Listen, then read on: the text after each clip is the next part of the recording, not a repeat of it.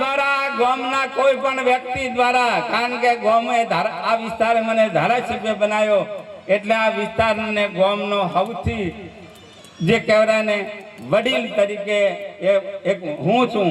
તો હજી પણ કોઈ પણ અમારી ભાજપ તરફથી કે અમારા તરફથી કોઈ ભૂલ થઈ હોય તો દંડવત પ્રણામ સાથે તમારી માં, તો દંડવત પ્રણામ સાથે તમારી માં, તો દંડવત પ્રણામ સાથે તમારી માં. આ સીટને આપણે જીતાડવી છે. બોલો જીતાડશો? જીતાડશો તો નકળંગ ભગવાનની જય બોલવાની છે. અને હું અહીંથી મારે દિયોદર તાલુકાની 22 અને લાખણી તાલુકાની 22 અને 5 જિલ્લા પર 10 બધાને જીતાડવાની જવાબદારી મારી છે. તો આ સીટની જવાબદારી તમે ઉપાડી લો.